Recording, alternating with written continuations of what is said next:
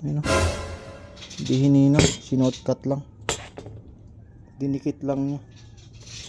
Ititirik talaga to. Oh.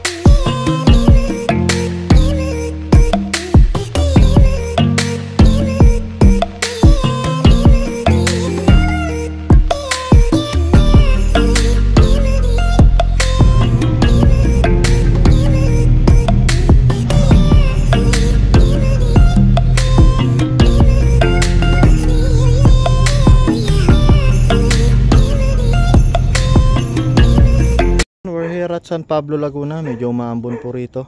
Ayun, nandun yung chikiting ko. Ito po yung ating kotse. Ito po ang ating gagawin. Blackout po ito. Actually marami na pong napagtanungan to si sir. May problema rin po sa electrical tong kanyang sasakyan. Yung kanya pong ano rito, hininangan lang. At mukhang dinikit lang daw po na parang hindi luto. Then signal light gagawin po natin, and then yung kanya pong dashboard cluster panel. Tingnan po natin kung ano yung lagay niyang kanyang cluster panel. Yeah. On. Ayun. Blackout po yung kanyang cluster panel.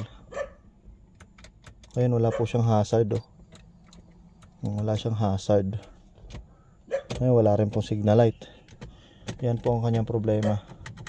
Kaya yan po ating gagawin, mga sir. Yan. Tingnan na po natin mamaya pag naayos na po natin siya. At kung ano pa yung mga ginawa natin, sasabihin po namin sa inyo. Thank you, thank you. Yung bahay ni sir. Ito po tayo gumawa. Ito po yung bahay. Maganda po sa loob, grabe. Ito po yung gauge po niya nung napagana na po natin. Yan. Wala po talaga siyang signal light, oh. Ayan yung gauge. I-start po natin.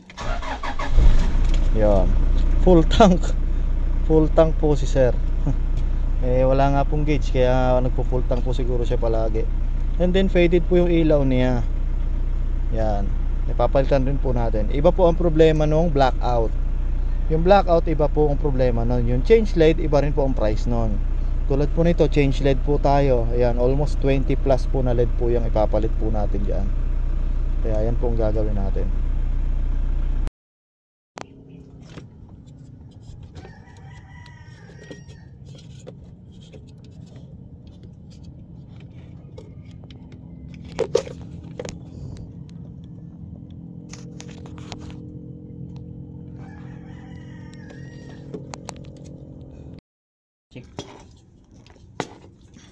Sinotcut lang, eh. Ayun, hindi hinino, sinotcut lang, dinikit lang niya. Ititirik talaga to.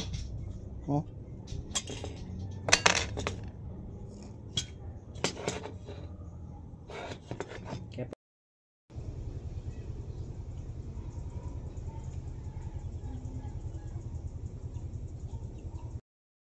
Yan po, binabalik na natin tong kanyang fuse link.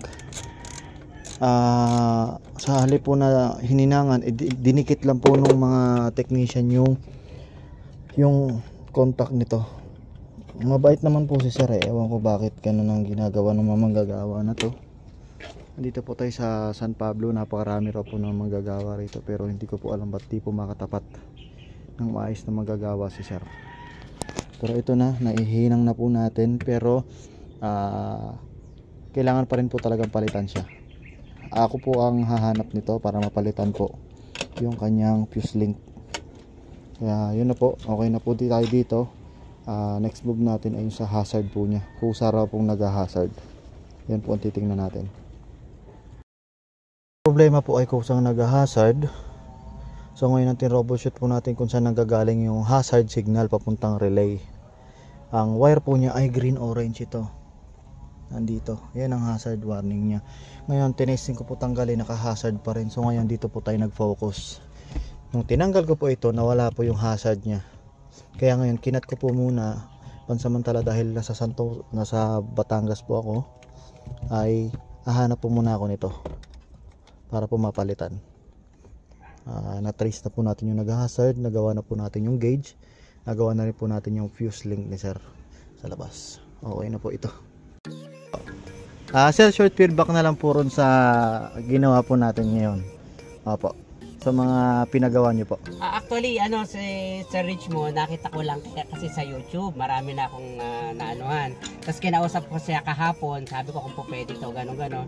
So parang yung napag-usapan naming price, okay, talagang kahit hindi pa niya nagagawa, is talagang panatag ng loob ko. Ngayong umaga, dumating sila around 11. Then, ayun nga, ang ganda ng feedback, ang ganda ng kanyang ginawa kasi yung mga gusto ko sa kanya na gawin, nasunod. As in talagang, alam mo, may re-recommend ko ito in the future. So yun lang, may isa pang hindi pa namin nagagawa pero talagang sira na yun. Ito lang yung panel na yan. So I'm hoping na marami pang customer na si Sir Richmond na mapuntahan at talagang 100% po ay satisfied at saka legit po talaga siya. Promise mga kababayan ko dyan na gusto magpagawa ng panel board, may problema sa panel board, kontakin nyo si Kuya Richmond. Talagang napaka down to earth po nakausap. Kasama niya yung family niya. Huwag kayo mag-alala. Thank you po kay sir. Salamat kay Richmond. Bye-bye. Thank you po, nagtiwala po sa atin. Yes. Thank you very much. All the way from Santa Maria, Bulacan. Going to San Pablo City. Laguna. Salamat. Bye-bye.